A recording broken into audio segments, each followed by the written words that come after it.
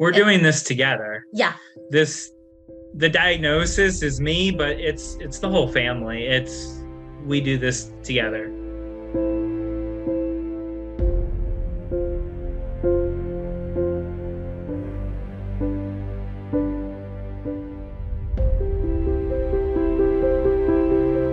Hello and welcome to The Patient Story and Cancer Friends. I'm Andrew Schorr with my dear wife and partner, Esther Schorr. Hi. And so as a couple, we'd like to introduce you to another couple in Hudson, Ohio, and that is Pete and Katie Mang. So first of all, thank you for joining us. Thank you for having us. Yeah. So they have quite a story. So we should tell you that for a number of years now, and Pete will tell us more, he's been dealing with one of the most serious cancers, glioblastoma, also known as GBM. It's usually older people, 60s, 70s, who have it. But Pete, you were diagnosed at what age? I would have been 34. Mm-hmm.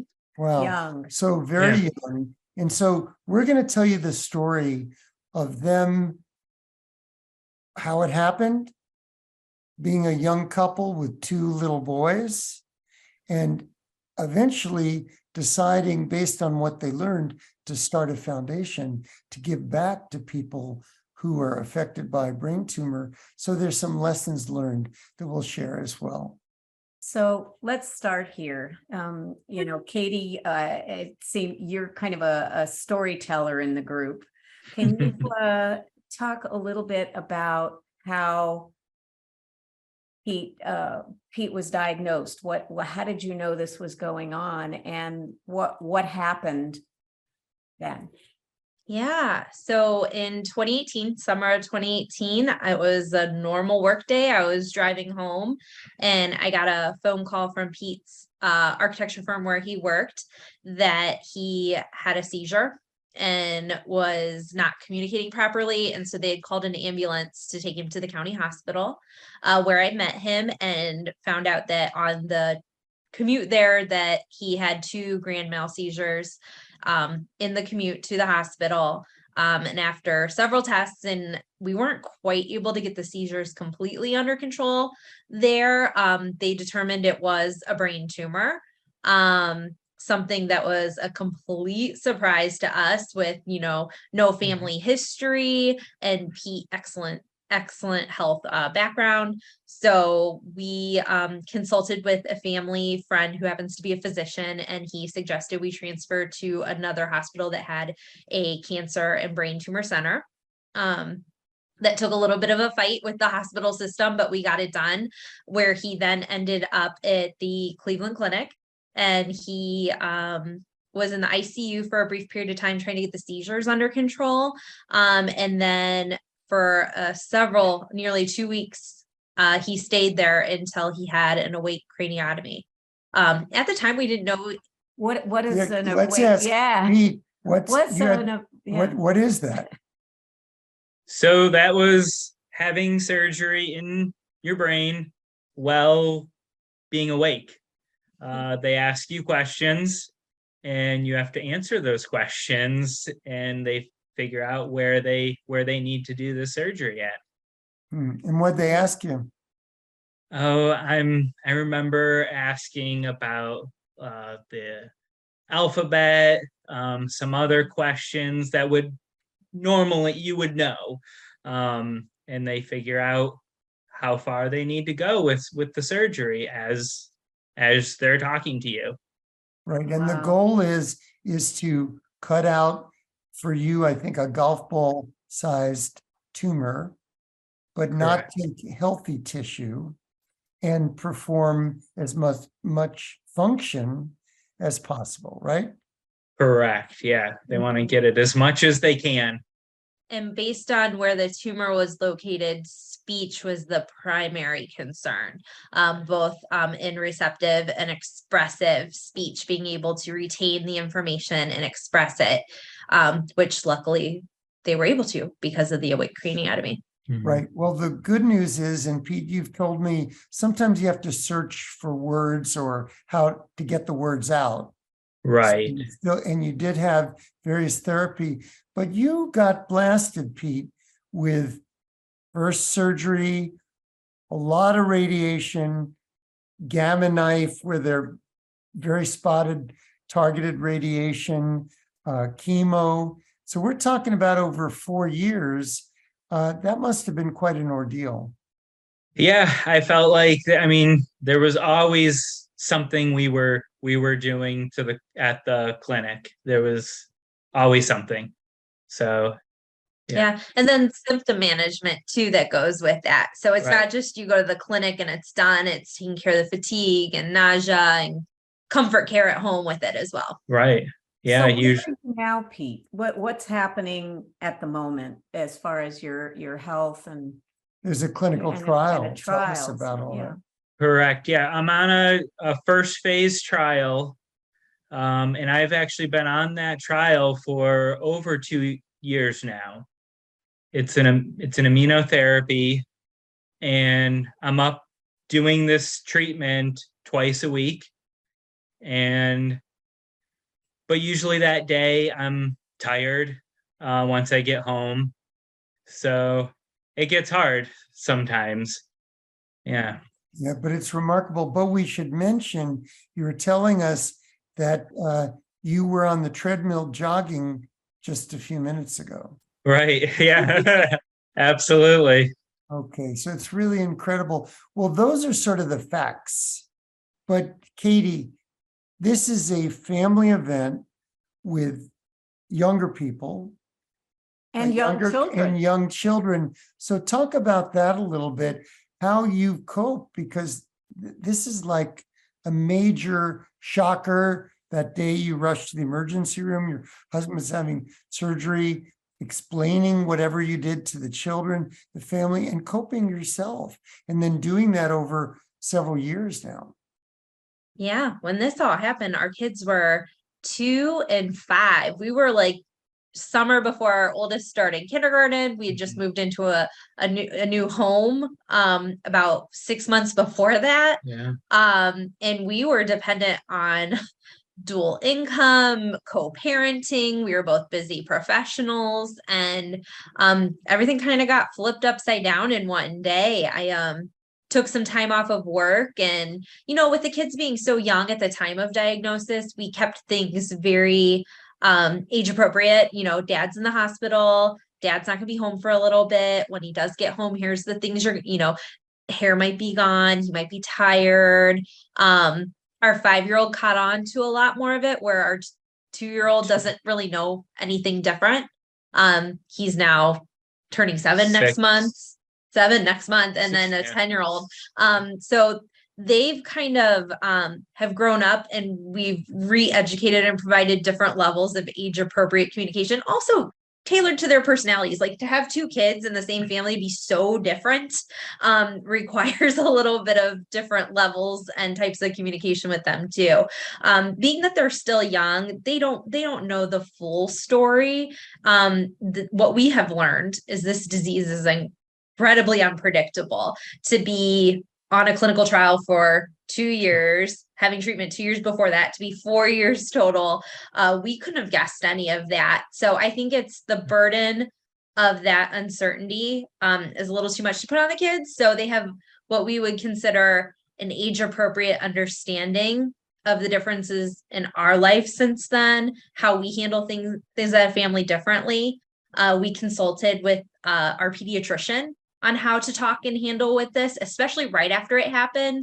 The pandemic happened in the midst of all this too. So started the trial with young kids being at home and being exposed to a lot of this while going through this as well. Yeah. We've consulted with the pediatrician. We've consulted with a child life counselor. Every year I let the teachers know this is our family situation. We have excellent guidance counselors in our school, and they're always aware of our situation. It's a little awkward, but every year at the beginning of the school year, I send an email to the principal and just say, they know me by now, but I explain what's going on here too. So we're lucky that we have navigated who needs to know in our children's lives to provide the circle of support that's age appropriate, that's flexible. Kind of, we have a plan in place if something bad were to happen. We just got to push the button and everybody knows how to respond appropriately. So, Katie, obviously, this is a huge project for anybody, a family journey. You're the key care partner here. How have you been able to cope with all this? What's been the support that you get? You just described all this great support that you rallied for Pete, for your kids. How about you? What are you doing for yourself? Yeah, I have over the last 4 years built my, personal support toolbox, but it's taken a lot of trial and error to get to that point. I am very lucky to have a great network of family support in this area.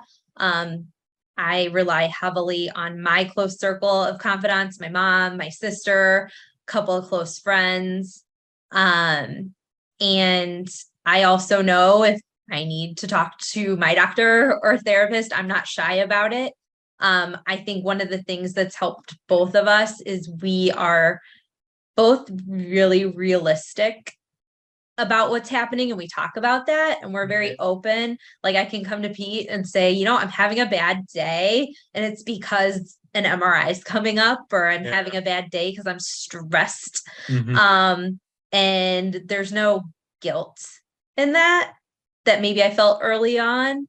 Yeah. And Pete's super supportive. Yeah. We're doing this together. Yeah. The diagnosis is me, but it's the whole family. We do this together. Yeah. Yeah. And so you've done something else together that you discussed. You mentioned to us that you started a foundation, and maybe you can talk a little bit about that. Yeah. So the day we got Pete's diagnosis, because you don't know right away. We have a brain tumor, then there's going to be surgery, then they're going to have a biopsy, and then 3 weeks later, you're going to come back for a diagnosis and a plan. And at that point, we learned that this is glioblastoma. And that's a shock. It doesn't matter that we've just been through all of this, and now the diagnosis is the shock. And one of the things that really came out, I don't know if it was that night or the next day, but we kind of talked about how we're going to handle this from like a mindset standpoint. And Pete said, we're going to go with the good, out of every situation, we're going to find a couple of the key pieces of good, whether that's, having grace in the situation, or getting a piece of good news, or a good MRI, or just, hey, we had some chocolate and wine and that was good. Exactly. There's always something good to look at. Like you said, we went to the restaurant and got a good dinner or something, those little things add up. And so that's where Go With The Good became.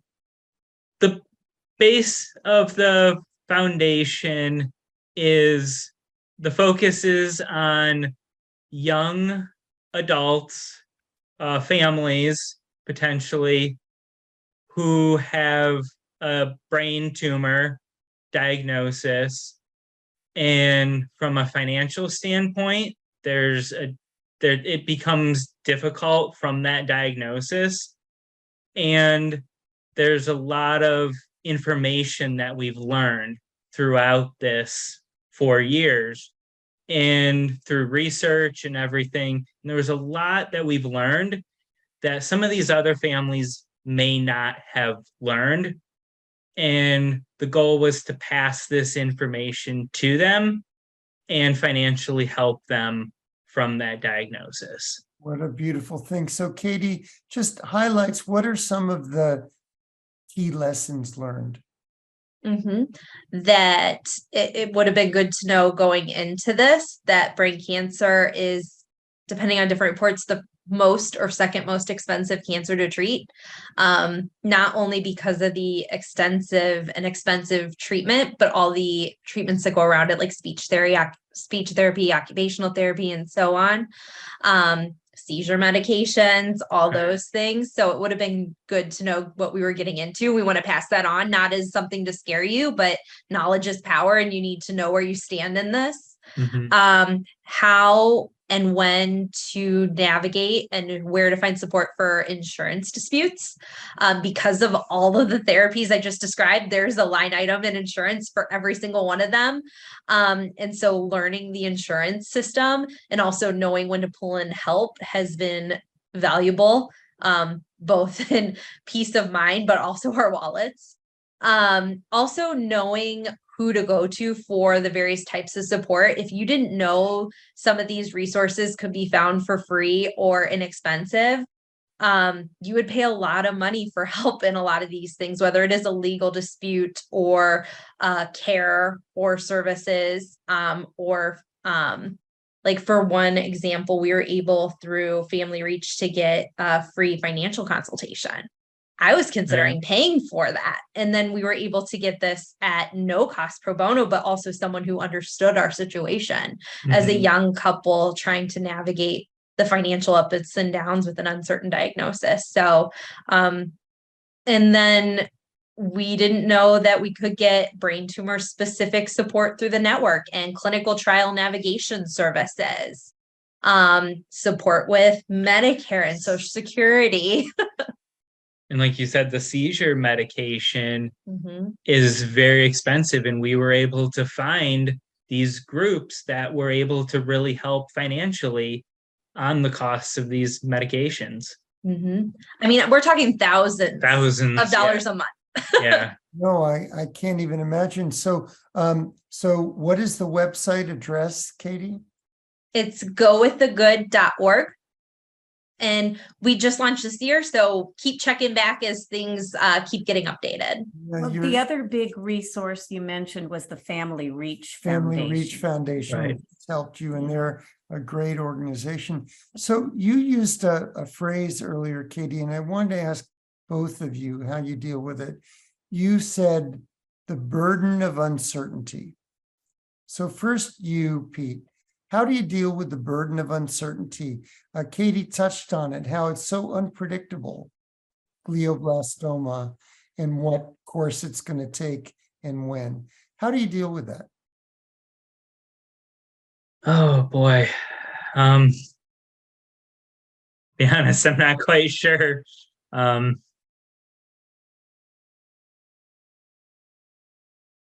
Right now I'm not, the words aren't coming to me right now as part of the aphasia. Finding some of these words are hard right now, to be honest. But if you wanted to start. Yeah, I think the thing that you and I have both talked about in the uncertainty is making the most in the moment.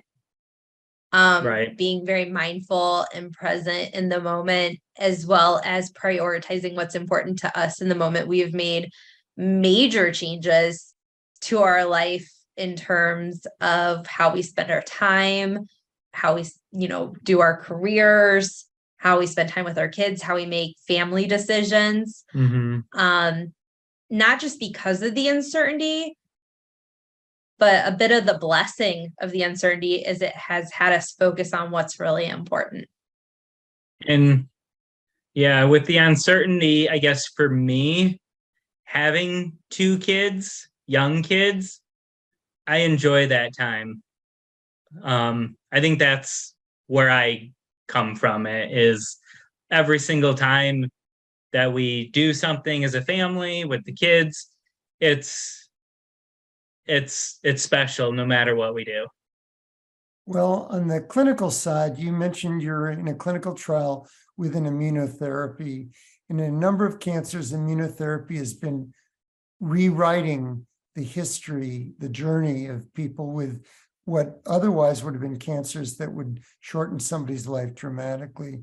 So we wish that for you. Right. But it sounds like in the moment, you're giving back a lot and you're treasuring the time you have together. And that's a beautiful thing too. Well, you talked about gratitude. And I think at the root of what you're talking about is gratitude for the time you have together with your children and, spreading that essence of, I guess, the way I think people should live their life, no matter what their situation is. Mhm. Mhm. That in some ways, maybe that is the little tiny silver lining in people touched with cancer, is that it does give you pause to be grateful for the time that you have together. Mhm. Sometimes don't appreciate that. Yeah. Right.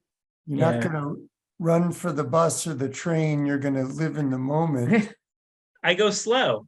Be Mhm. like, go slow with it. Like, why rush through things, you know? Mhm. Yep.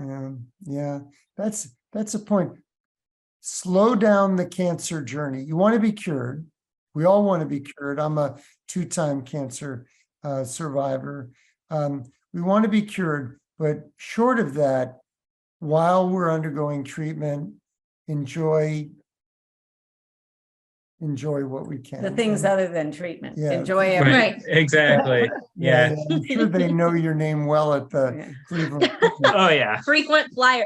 They were I'm- sending around a birthday card for one, or a retirement card. A guy for one was of the- leaving, one of the nurses, and all the nurses signed it. And they came and were like, "Hey Pete, can you sign the card for us too?" Because I've gotten to know, like, personally some of these nurses. I know their kids, and I've know what sports they're doing, and so yeah. I know. Well, we wish you all the best. Thank you for sharing time with us. Mhm. Good luck with the foundation and how you're giving back. And certainly with your treatment, Pete, we wish you all the best. Katie and Pete Mang in Hudson, Ohio. Thanks for being Thank with you us. so much. Thank you. Thank you.